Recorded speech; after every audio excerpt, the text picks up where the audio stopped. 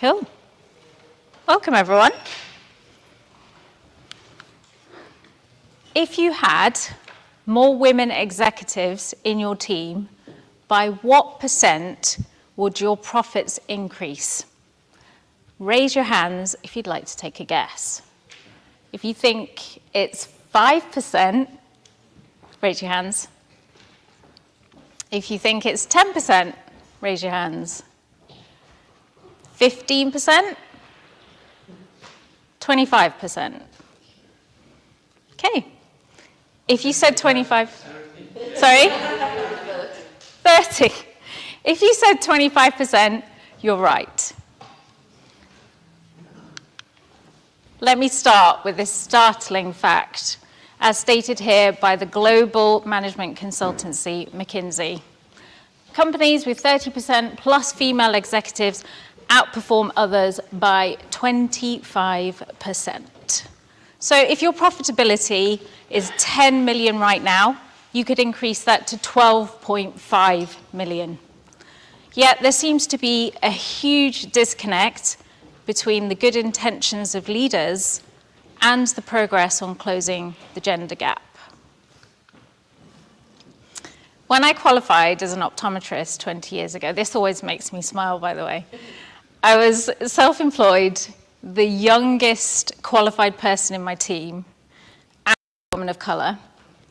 I used to work in a place with bespoke brands, and I'd walk in and introduce myself, where the receptionist looked at me like an alien from Mars and thought I was there by mistake, or possibly the tea lady.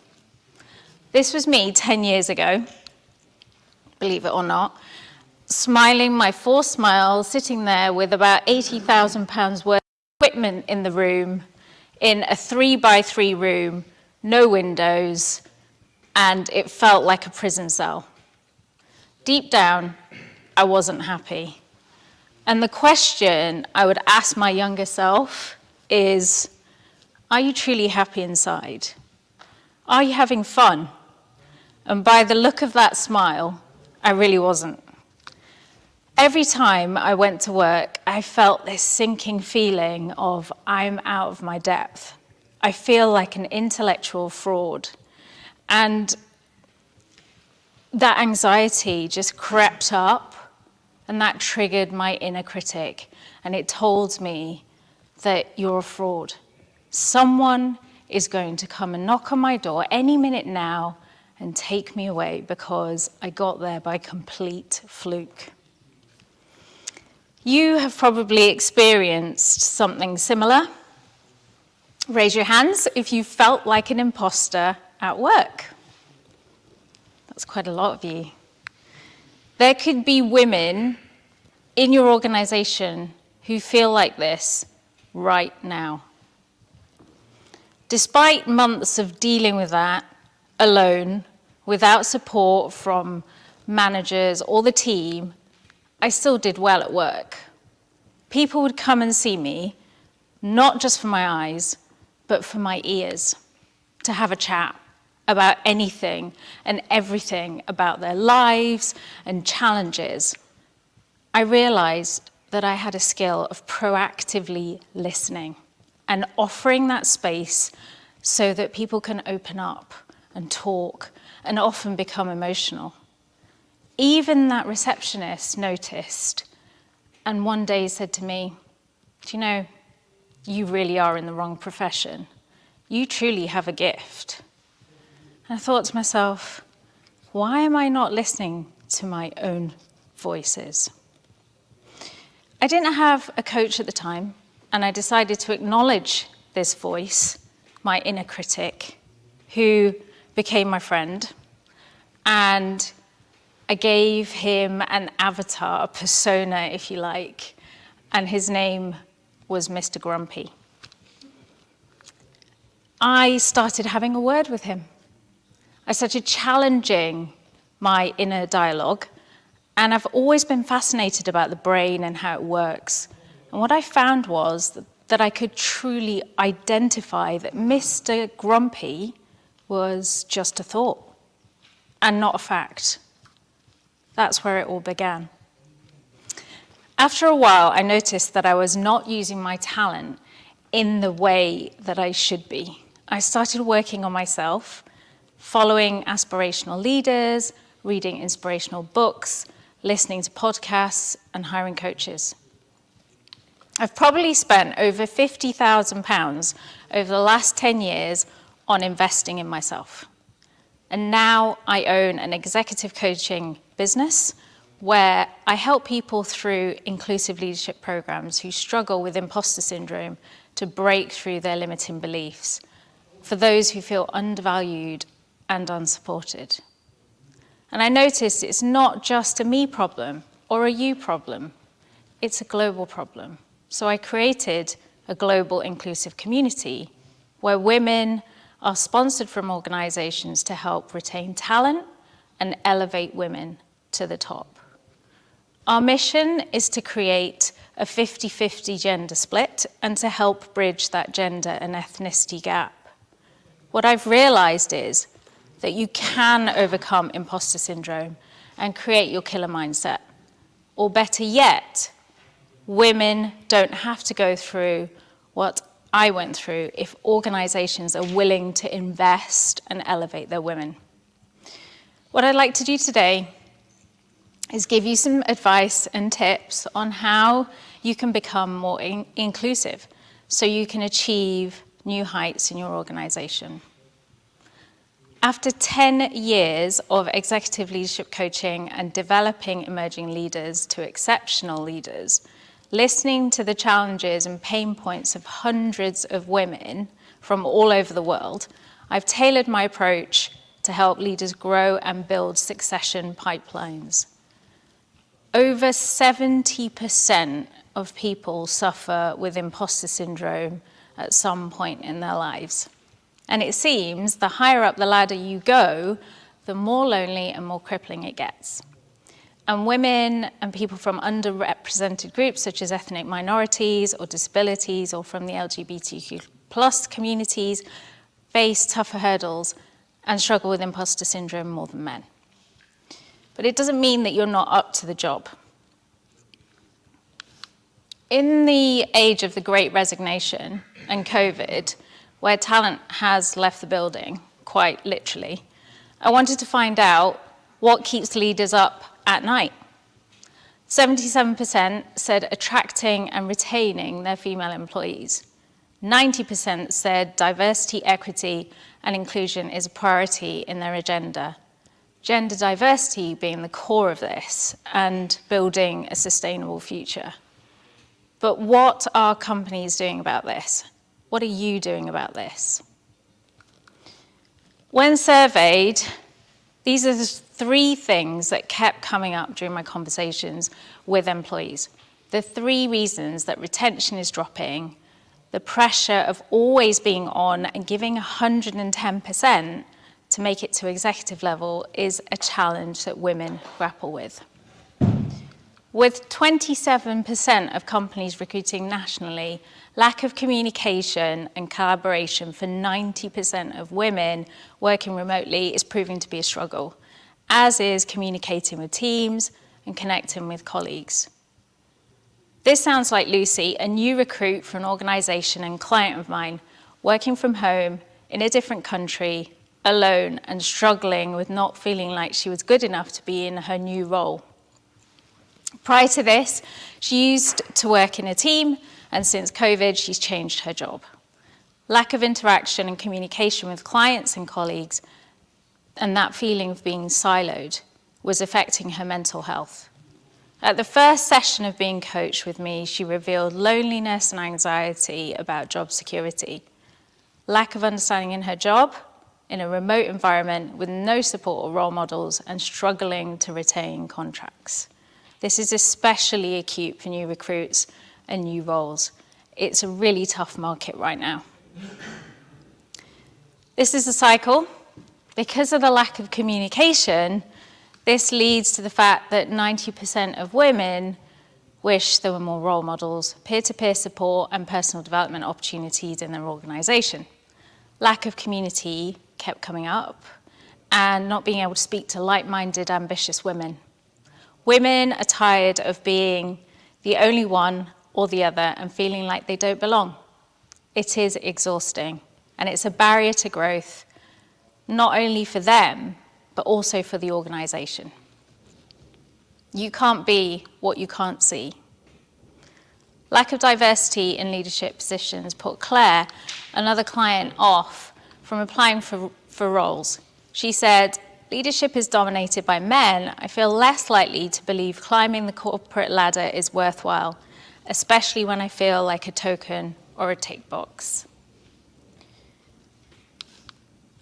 When companies lack the representation of females, leadership programs and women's communities have been and continue to be a huge confidence boost to help elevate females, giving them the support to become exceptional leaders.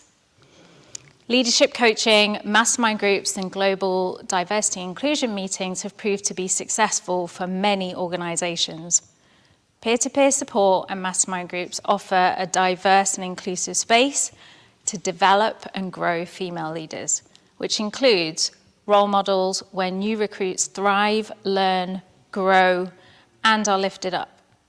Improving communication, engagement, and relationships to truly make a difference to them and the organization. People don't leave jobs, they leave toxic cultures. When one of our clients, Jess, invested in experienced coaches after struggling with feeling like she didn't belong and was limited by her own inner Mr. Grumpy, she benefited not only from herself, but for all of her colleagues around her. And she said, "The best investment I've ever made is in myself. From the moment I've been coached, it's taken me from here, from feeling underconfident and like a fraud, to the next level in my life and career. And it's meant that I can apply for promotions without feeling like an imposter. I can lead my team with more confidence and since been promoted to senior management." You see, you miss 100% of the opportunities you don't take. Joining a global network of ambitious women and meeting people outside of an organization that better connects and supports professionals is invaluable. Women thrive in networks that support and champion them, where they feel valued, heard, and belong, with peers and coaches helping to empower them. It is much more cost-effective and less time-consuming to retain talent than recruit new talent. Now, you're probably thinking to yourself, well, that's a lot of work. Well, that's where we come in. Here are the key benefits, amongst many, that we've been able to offer. Greater innovation and higher retention by elevation through coaching and community, creating an inclusive, diverse culture. Which leads to better decision-making through diversity of thought and engagement, where employees feel like they're valued and heard. Improved company reputation, so it's much easier then to attract top talent. And of course, higher productivity and performance, which increases your profitability by up to 36%. It's obvious from the Great Resignation that companies are struggling to bridge the gender gap. Companies finding it a challenge to attract and retain female employees will get left behind. There are women in your organization who don't need to struggle with imposter syndrome like I did or like you did. The easiest and fastest way to see inclusion and retention is with a community and coaching. Netwomen.co elevates females by inspiring, supporting, including, and developing women to help organizations attract and retain talented female leaders and bridge the gender gap. Now you can act and commit to your social responsibility and sustainability. Connect with me on LinkedIn, or better still, it'd be great to have a chat with you about your challenges and see if there's a way to support you or your organization. Here's my booking link. You can scan that with your phone and book that call with me. Your women have incredible potential. with the right support, they could increase your profitability, create innovation, and even become future leaders. So let's work together to end imposter syndrome and help your women reach their full potential. Thank you.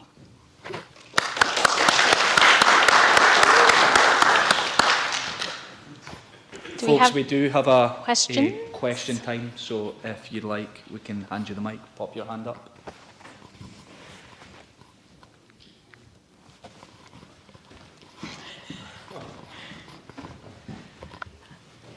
Did you feel imposter syndrome by doing this talk? Of course. And how did you overcome it? Exactly like I said, having a word with myself, but also I have trained in neuro-linguistic programming, and I'm a master practitioner in that.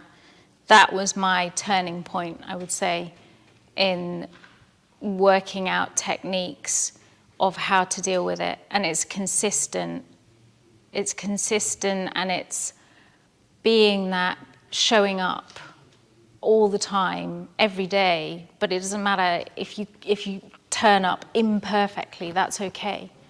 It's just showing up. And that, I think, is really important. I hope that answers the question. Yes. So my question is about these techniques. Yes, you told that when, for example, you feel very stressed, so just what to do immediately in 1-2 minutes. And the other question is like Angela Davis, she told that gender discrimination and racial discrimination are very, very similar. So maybe can you relate also to this? Yeah, I'll answer the second question first. I would say that they go hand in hand. And like I said, I think that people from underrepresented groups struggle with imposter syndrome more than people who are in the majority. The other thing is, when you're feeling stressed, so I'll give you a few tips on what I do and some of the tips that I share with my clients for stress. One of the biggest things that people struggle with when they're stressed is breathing. And we forget to breathe. And when we forget to breathe, everything kind of stops. And you just get to this point of flight and fright, and you just get in your own head, and you're not open, and you're not listening to anything. And so one of the things I teach is grounding and breathing. We can do that now if you like. So if you can all put your feet on the floor and just make sure that your back is rested on the back of your chairs and you're feeling comfortable. Make sure that your hands are relaxed and you're not playing with your phones or pens or whatever it is that you've got in your hands right now. So I'd like you to try this technique. It's called box breathing. And I find it very, very useful. If you do yoga or meditation, you'll find that you've done it before. So what you're doing is you're breathing in through your nose and you're holding that breath for 4. And you're breathing out of your mouth for a longer breath. It doesn't matter for how long, but just a longer breath. And you're repeating that. So you can do that with me. So breathe in for 4. Hold for 4. And out for a longer breath through your mouth. And if it makes it easier for you, close your eyes, because that really shuts out everything from the outside. Go again for me.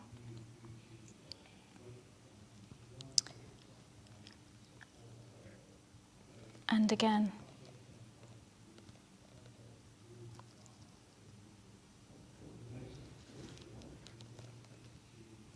Good. And when you're ready, you can come back into the room. How's everyone feeling? A bit more relaxed? A bit more present? And just doing something like that, you know, it doesn't take long. It's just remembering to do it. And like I said, consistency is key. I hope that's answered your question. Thank you. I have a question. Have you found issues around imposter syndrome have become exacerbated over the last, 18 months, 2 years? At the beginning of your talk, you mentioned someone was remote working and they had concerns over, being in a new role and not being, bedded in quite as sort of conveniently as you might be in a sort of in-person physical capacity. Has that been a bigger issue over the last couple of years, would you say, in your experience? I think imposter syndrome's always been there. I think we've started talking about it a lot more over the last 2 years. And I've definitely noticed an uptake in what I'm doing. I didn't always talk about imposter syndrome like I do, but over the last, I've probably really talked about it over the last 5 years. And I would say the last couple of years, there's been more awareness and therefore more people realizing actually that's something I need to do about it. For instance, certain organizations that I do workshops for, the Inclusive Leadership Program, law firms, finance firms, that kind of thing, they've sort of picked up on this with their staff coming forward and employees saying, actually, I'm really struggling with this. And it's a lot higher with law and finance for sure, because they're under pressure all the time, risk averse, have to make some really, really important decisions all the time. So I can see it pops up more for them.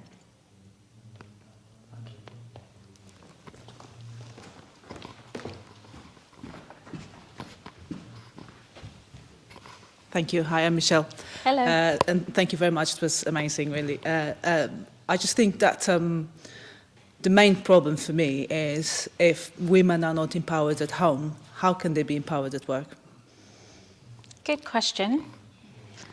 It is, when I work with people, it is I look at the whole picture. So yes, you're right. I mean, obviously, so many more people are working from home now. So you've got your home life and your work life all in the same place. So I can imagine, are you still working from home? Hybrid.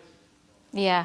So I think that when you are looking for support or a coach, there needs to be that whole understanding that sometimes if you're not getting the support from home, that this can impact your work life massively.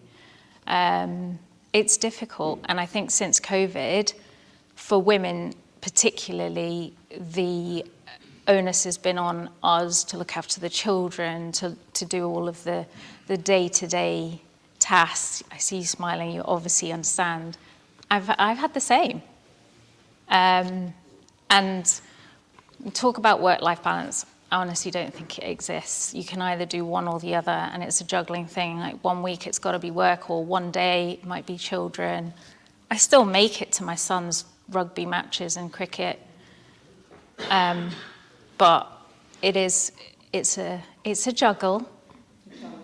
Yes, it is. But it's great to have someone that can hold you accountable on that and say, okay, so what's the challenge? Where are you going? Where are you now? Where do you need to be? How can I support you to get to that place? And having someone to hold you accountable that's not necessarily someone in work, so someone external who you can just go, I'm trying not to swear, I'm having a rubbish day, I need this help and support. Welcome.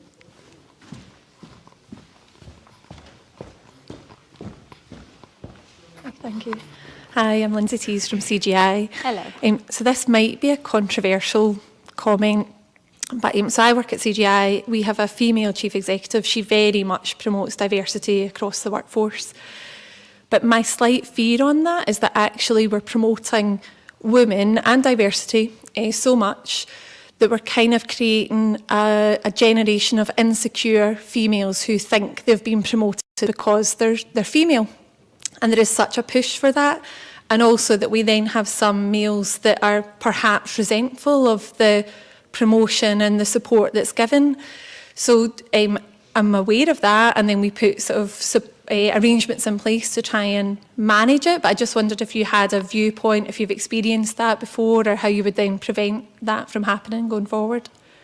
Yeah, I mentioned the tick box and the token thing. I guess it's very much about having that inclusive leadership chat where I come in and talk to an entire team and say, okay, these are the areas that you're helping women, but then we need to work on this as a whole, as a team, because I think the effect is everybody needs to be aware of this. It's not just about promoting women and improving diversity, but it's also about having the buy-in from men as well. And obviously we don't want men to feel left out. That's not the aim. The aim is to help women get to where they need to be. But I can see where you're coming from. Tricky, but definitely more about the inclusivity aspect. Sorry, thank you. Do you find you get kickback from men in organisations when you're having these discussions, particularly around what you said, tokenisation and whatnot? Yes, and I generally, the people that I speak to, so there's two groups, there's two people. There's the people in CEOs of organisations who absolutely champion this and think it's brilliant and they really want to help this cause. And then there's the other side who are like, well, we're fine as we are and we don't want to do any of this, which is okay. But then you look at all the younger generation who are looking at these companies going, well, you've still got 100% male in the executive team. What's going on? I've not even got a chance. I don't see myself there. Like I said, you can't be what you can't see. So those companies will get left behind because unfortunately people are not going to want to work for companies that are not diverse.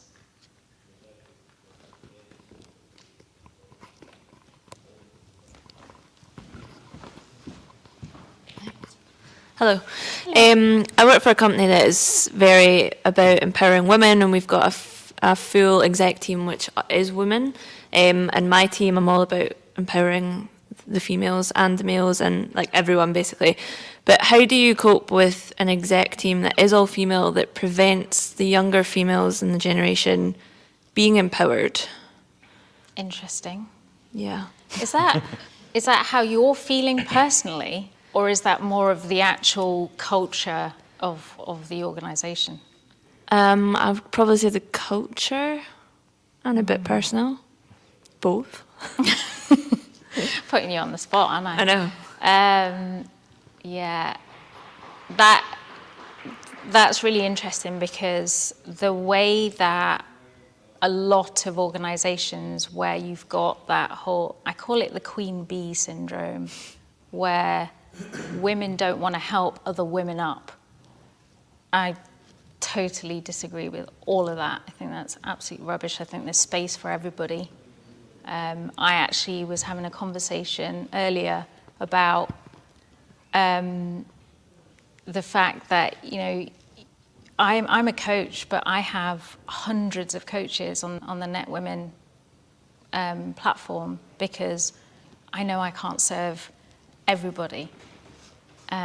So yeah, everyone is not for you. So I think the more collaboration, the better. Yeah, I don't even know how to say this in a nice way, but leave. I am. Good. Any last questions?